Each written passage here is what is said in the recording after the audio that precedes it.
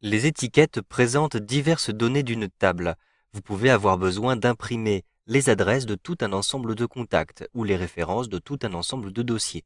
Apprenez à récupérer les informations qui vous intéressent et à les mettre en page avec les étiquettes d'Access 2013. Par exemple, j'ai ici une table qui s'appelle Client. Je double-clique dessus pour l'ouvrir. Je souhaite obtenir des étiquettes à partir de tous ces clients. Je vais donc me rendre à l'intérieur de l'onglet Créer. Dans l'onglet Créer, je vais retrouver ici un groupe qui s'appelle État et à cet endroit-ci, une icône qui permet de créer des étiquettes. Je clique à cet endroit-ci. Maintenant, vous le voyez, vous avez une fenêtre qui apparaît et qui vous permet de choisir le format d'étiquette. Tout d'abord, vous allez filtrer par fabricant. Je clique sur la petite liste et je choisis le fabricant que je souhaite utiliser. Donc, il suffit de regarder les étiquettes que j'ai achetées pour retrouver le nom du fabricant dessus. Donc, par exemple, je vais choisir celui-ci. Ici, vous avez les différentes dimensions qui vous sont proposées. Donc, par exemple, ici, je vais choisir ce format-ci.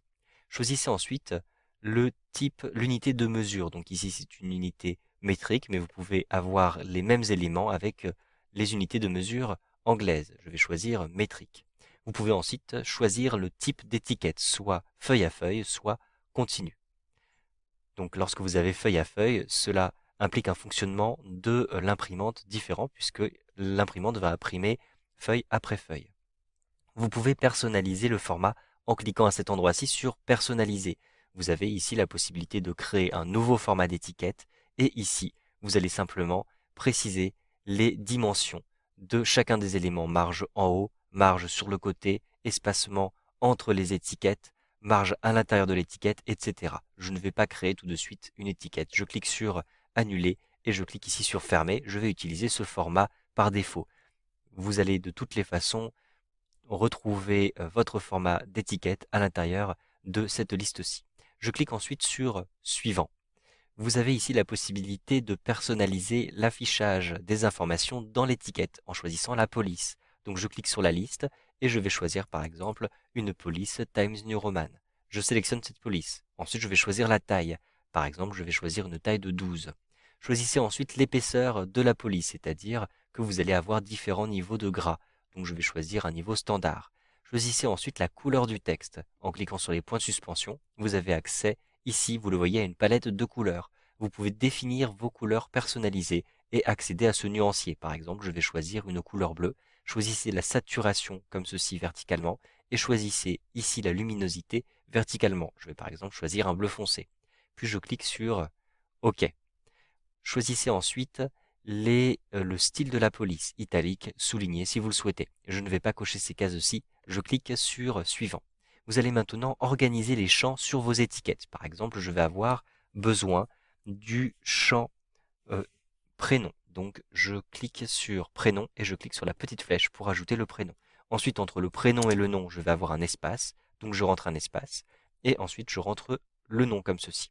Je vais ensuite passer à la ligne. Donc ici, vous le voyez, le curseur de saisie clignote juste derrière nom. J'appuie sur la touche Entrée pour créer une nouvelle ligne. Je vais par exemple avoir besoin de l'adresse. Donc je clique à cet endroit-ci et j'ajoute l'adresse. Puis je vais à nouveau passer à la ligne comme ceci et indiquer le département. Je clique à cet endroit-ci. J'ai uniquement besoin de ces informations, je ne vais pas en ajouter davantage. Je clique donc ici sur Suivant. Vous allez maintenant choisir le tri, les critères de tri. Donc je vais d'abord choisir le critère par département. Je clique sur la petite flèche. En effet, je souhaite classer tous mes contacts par département. Comme ça, ce sera plus simple par la suite pour poster mes différents courriers, par exemple. Donc je clique ensuite sur Suivant. Ici, vous allez renommer les étiquettes. Donc par exemple, je vais les appeler étiquettes public postage. Ensuite, choisissez le type d'affichage, donc afficher les étiquettes telles qu'elles seront imprimées ou bien modifier la structure des étiquettes. Je souhaite utiliser un affichage d'aperçu avant impression, donc je coche cette première case-ci, puis je clique sur Terminer.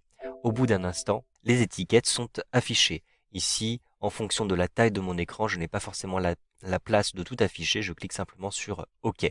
Et vous le voyez, j'ai donc ici un aperçu avant impression. Vous pouvez utiliser le zoom dans la barre d'état ici pour mieux voir l'apparence de votre feuille A4. Choisissez ensuite la taille ici de votre feuille, les marges, etc. Mais vous avez déjà choisi le format très précisément en créant vos étiquettes. Cliquez en haut à droite sur Fermer l'aperçu avant impression pour retourner dans l'affichage des différents éléments ici qui sont ouverts dans des onglets. Je vais ici basculer dans les différents modes d'affichage. Vous avez le mode création qui est le mode actuel, mais vous pouvez retrouver le mode état et vous avez un aperçu, vous le voyez à l'intérieur de cette page aussi, des différentes étiquettes que vous avez créées. Avec un clic droit, vous pouvez aussi utiliser le mode page. Ainsi, vous aurez des marques grises ici pour indiquer les marges et le passage d'une page à l'autre. Pour retrouver l'aperçu avant impression, un clic droit, puis aperçu avant impression, puis OK pour valider. Vous avez cet aperçu qui est donc disponible de cette manière-ci et que vous pouvez fermer en cliquant ici sur Fermer l'aperçu avant impression. Vous savez donc maintenant comment créer des étiquettes avec les données de votre base de données Access 2013.